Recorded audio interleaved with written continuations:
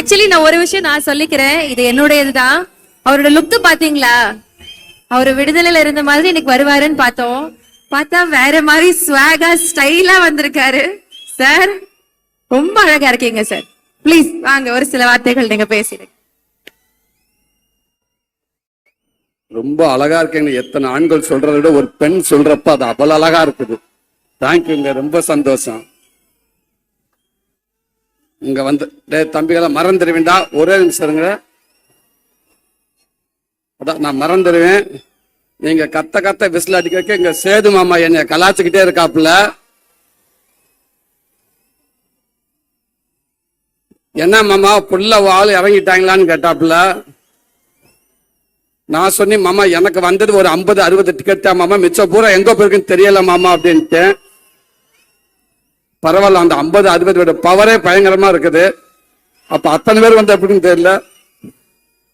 Thank you அன்பு தம்பிகளா. இங்க வந்திருக்கிற விடுதலை குடும்பத்தார்கள் அனைவருக்கும், பத்திரிகை நண்பர்களுக்கும், மீடியா நண்பர்களுக்கும், அன்பு தம்பி தங்கைகளுக்கும், அன்பு ரசிகர்கள் உங்களுக்கும் எங்க விடுதலை டீம் சார்பாக ஒரு பெரிய நன்றியை சொல்லிக்கிறேன்.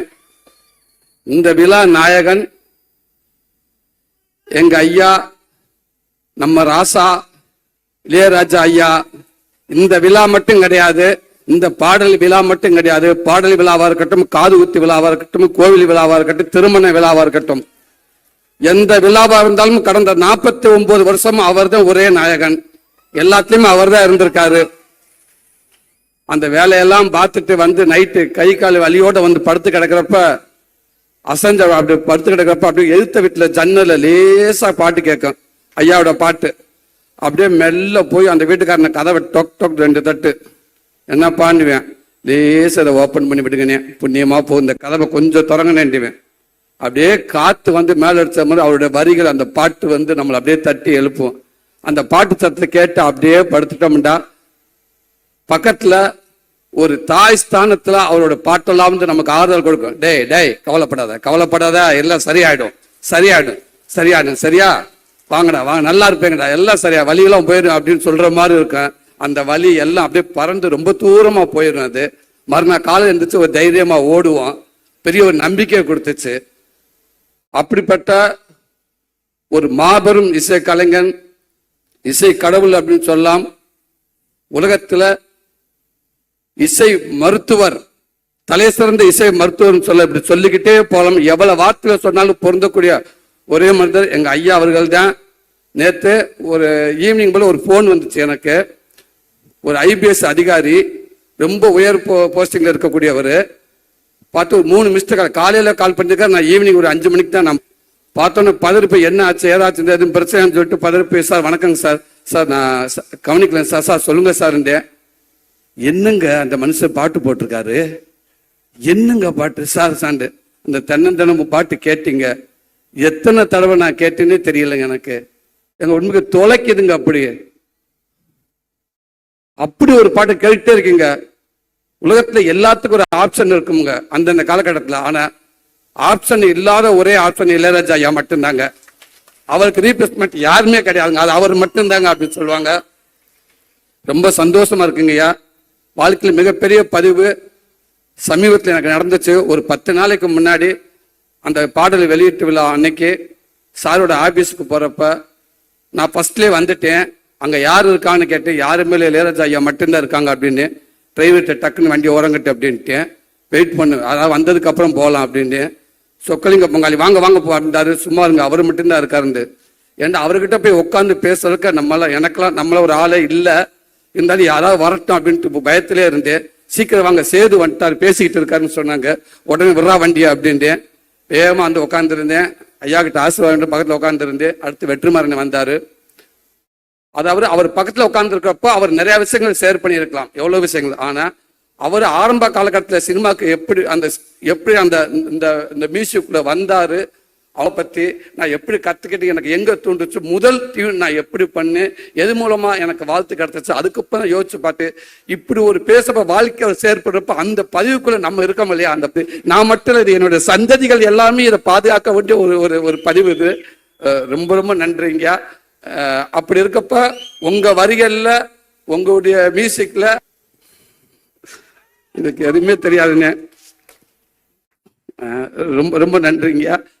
அடுத்து இங்க வந்து ராஜிமன் சார், ஸோ உங்களோட ஒர்க் பண்ண ரொம்ப நன்றி சார். இந்த படத்துல அவன் வில்லன்களை வந்து கத்தி சத்தம் வந்து கத்தின்னு சொல்லுவாங்க, கண்ணு கண்ணு எதுவுமே இல்லாம ஒரு கொடூர வில்லன் அப்படின்னா படத்தை ஒன்று பார்த்தீங்க இல்லையா? இப்போ விடுதலை 2ல வாழ்த்துக்கள் உங்களோட ஒர்க் பண்ணல ஜாய்க்கண்ணே, வழக்கம்பண்ணே, நீங்க இருந்தாலும் உங்களுக்கும் வாழ்த்துக்கள்னே. சாரி, நம்ம எல்லாம் ஒன்னாதான் இருந்தாலும் நான் நீங்க சீனியர் அடிப்படையில் சொல்றேன். ரொம்ப சந்தோஷம் உங்களுக்கு ஒர்க் பண்ணல.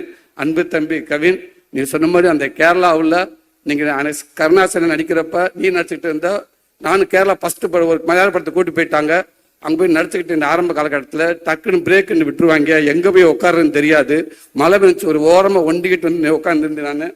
அப்போ நீ வந்த அண்ணன் அவங்க அப்பா வந்து பார்த்து பேசிட்டு இருந்த நிறைய விஷயங்கள்.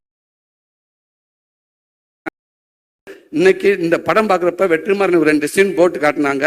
அதில் அவனுடைய பங்களிப்பு அப்படி இருக்குது. வாழ்த்துக்கள் தம்பி. சினிமாவில் அவர் மூலமாக கண்டிப்பாக மிகப்பெரிய ஒரு நல்ல இடம் இருக்கு நான் நம்புகிறேன். உடம்பு அவ்வளோ சூப்பராக வச்சுருந்த செம்ம ஃபைட் பண்ணியிருந்தேன் தம்பி. வாழ்த்துக்கள் தம்பி. வணக்கம் புடீஸ்வர அண்ணன். நீங்கள் அடிக்கடி சொல்லுவீங்க, எங்கே ஆரம்பித்து எங்கே வந்து ஒன்று மனசை நல்லா ஹாப்பியாக வச்சுக்கிடுவோம், நமக்கு எல்லாமே நல்லதாகவே நடக்கும். ஒரு படம் ஆரம்பிக்கிறது எப்படியோ அதை எங்கே போய் முடிக்கிறது அந்த படத்துக்கு தெரியும். அதை தேடிக்கிட்டே இருக்குது, அது போய்கிட்டே இருக்குது, அது ஒரு நல்ல இடத்துல போய் நிற்கும் கண்டிப்பாக அப்படின்னு சொல்லுவீங்க. அது உங்களுடைய எண்ணம் போல்னே. கண்டிப்பாக இந்த படம் மிகப்பெரிய அடுத்த படம் எப்படி விடுதலை 1 உங்கள் எல்லாத்துக்கும் பிடிச்சிச்சு, விடுதலை 2 உங்கள் எல்லாத்துக்கும் பிடிக்கும்னு நான் நம்புகிறேன். கண்டிப்பாக நல்லா இருக்கும். உங்களுக்கு நன்றிண்ணே, வாழ்த்துக்கள்ங்கண்ணே. பவான் சிறே, ரொம்ப சந்தோஷம் உங்களோட ஒர்க் பண்ணதுக்கு, ரொம்ப சந்தோஷம். அனன்யா பட்னம், உங்களுக்கு நன்றி மேம். தமிழனே நன்றிங்கண்ணே. சார் உங்களுக்கு வாழ்த்துக்கள் சார். சேது மாமா, லவி மாமா, கொஞ்சம் படம் பார்த்தேன். படம் பார்த்துட்டு அப்ப நான் சொன்னேன், இந்த லவ் ஏரியா ஒன்று பண்ணியிருக்காரு மனுஷன், வேற லெவல் அது உண்மைக்கு. ஆனால் ஒரு சீன் ஃபுல்லாக மஞ்சு மேம் மாமாவை சேர்ந்து டைலாக்கே பேசாமல் அந்த ஒரு சீன் ஃபுல்லாக ஒரு லவ்வை எப்படி சொல்றது, உன்னை எனக்கு பிடிச்சிருக்கா அப்படின்னு கேட்கறக்கு அவர் ஆக்ட் பண்ணியிருப்பாப்புல. மிகப்பெரிய ஆக்டிங் அது மிகப்பெரிய ஆக்டிங். நம்மளை அறியாம ஒரு நடிகை நடிக்கிறப்போ பார்க்குறப்ப நம்ம அந்த மூஞ்சி நம்ம கை காலம் நம்மள அறியாம அவங்களோட அப்படியே போய்கிட்டே இருக்கும். அப்படி ஒரு அந்த சீன் அது. ஐ லவ் யூ மாமா. இதான் மாமா, நீ இன்னும் மேலும் மேலும் நீ மிகப்பெரிய இடத்துல இருக்க மாமா. இந்த படம் இன்னும் மேலும் மேலும் மிகப்பெரிய நடிகனா கொண்டு போய் சேர்க்கும் நான் இறைவனை நம்புறேன் மாமா. வாழ்த்துக்கள் மாமா. எங்க அண்ணன் வெற்றிமாறன் அண்ணன், எப்படி சொல்றது, விடுதலைக்கு முன் சூரி, விடுதலைக்கு பின் சூரி, கீப்பு மாதிரி அப்படி மாற்றி எழுதலாம். வெற்றிமாறன்ங்கிற யூனிவர்சிட்டியில விடுதலைங்கிற ஒரு டிகிரி படிச்சதுக்கு அப்புறம் தான் என் வாழ்க்கையே மாறிடுச்சு நான் நினைக்கிறேன். சினிமாவை நான் பார்க்கறது மாறிடுச்சு, சினிமா என்ன பார்க்கறது மாறிடுச்சு நான் நினைக்கிறேன். அதுக்கு முன்னாடியெல்லாம் வந்து என்னோட படங்கள்லாம் பார்த்துட்டு வந்து உங்க படங்கள் நல்லா இருக்கு, காமெடிகள்லாம் நல்லா இருக்கு, அந்த காமெடி நல்லா இருக்கு, இந்த நல்ல புலவில் போயிட்டு இருக்குடா, கொஞ்சம் அமைதியாரா, அந்த காமெடி நல்லா இருக்கு, இந்த காமெடி நல்லா இருக்குன்னு சொல்லுவாங்க. அப்ப நான் சொல்லி உண்மைக்கே டைரக்டருக்கு ரொம்ப நன்றிங்க அப்படின்னு சொல்லுவேன். ஆனா இன்னைக்கு என்னை பாக்குறப்ப உண்மைக்கே ஒரு நல்ல நடிகனா இருக்கீங்க நீங்க. அந்த இடத்துல அந்த படங்கள் பார்க்க சூப்பரா நடிச்சிருக்கீங்க, இந்த சீன் நல்லா நடிச்சிருக்கீங்க, நீங்க குமரசனாவே இருக்கீங்க. உங்களை பார்க்கறப்ப அந்த சூரியன்றது எங்குமே தெரியல, குமரசனாவே இருக்கு அப்படின்னு சொல்லுவாங்க எல்லாரும். உண்மைக்கே எனக்கு ரொம்ப சந்தோஷமா இருக்குது. அது மூலமாக எனக்கு ஒரு கைடன்ற அண்ணன் மூலமாக ஒரு கைடன்ற ஒன்று கிடைச்சிச்சு. அதுவும் எனக்கு நல்ல பேர் வாங்கி கொடுத்துச்சு. கொட்டுக்காளி படமும் எனக்கு நல்ல பேர் வாங்கி கொடுத்துச்சு. எவ்வளவு பேர் என்னை வாழ்த்துனாங்க. கமலாசன் சார் அதை பார்த்துட்டு ஒரு 4 பக்கம் லெட்டர் எனக்கு கொடுத்தாரு, எங்க டீம் கொடுத்தாரு. அதுல அந்த சூரியங்கிற ஒருத்தர் எங்கேயுமே தெரியல, பாண்டியாருன்னு தெரிஞ்சாருன்னு சொன்னாரு.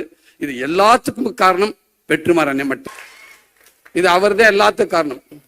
அவர் ஆரம்பிச்சு வச்சதுதான் இன்னைக்கு இவ்வளவு தூரத்துக்கு போயிட்டு இருக்கு நான் நினைக்கிறேன்.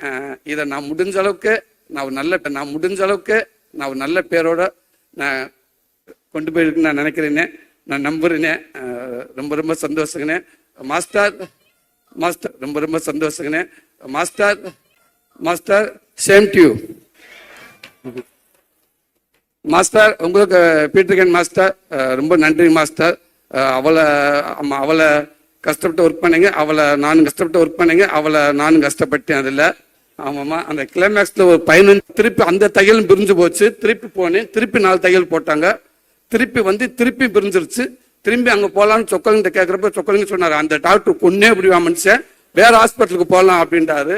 திருப்பி அந்த டாக்டர்கிட்ட போனோம். அவர் அப்படியே பார்த்தாரு, என்ன விளையாடுறீங்களான்னு கேட்டாரு. இல்லைங்க இது கேட்கலான் பீட்டர்கன் மாஸ்டருக்கு அவர்கிட்ட போய் கேளுங்க அப்படின்னு.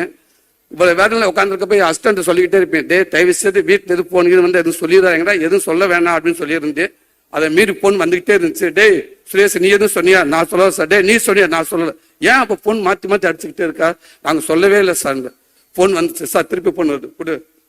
என்னம்மா ஏங்க இப்படி பண்றீங்க? சொல்லவே மாட்டேங்கிறாங்க. நான் தான் சொல்லவே நான் சொல்லியிருந்தேன். உனக்கு எப்படி தெரியும்? அந்த பக்கத்து வீட்டுக்காங்க தான் சொன்னாங்க. அவங்களுக்கு எப்படி தெரியும்? அவங்க தாங்க சொன்னாங்க, கொடைக்கானல்ல மலை பூண்டு கிலோ வந்து 150 ரூபாயாமுங்க, தக்காளி 200 ரூபாயாங்க, சின்ன வெங்காயம் இருக்குங்க, இந்த கொம்பு தேன் இல்ல அதெல்லாம் கொம்பு தேனும் மலை பூண்டை வை அப்படின்னு. இதுதாங்க எங்க வீட்டுல இருக்க இது பலவு. இதுதான் வாழ்க்கை, முடிஞ்சு வச்சு. ஸோ அப்படி ஒரு பெரிய நினைவுகளை கொடுத்துக்கிட்டே இருக்கீங்க மாஸ்டர். அடுத்தடுத்து உங்க கூட ஒரு பண்ணிட்டு நினைக்கிறேன் master. Thank you master, thank you master. இவ்வளவு நேரம் எனக்கு ஒரு நல்ல ஒரு வாய்ப்பு கொடுத்தீங்க. இப்படி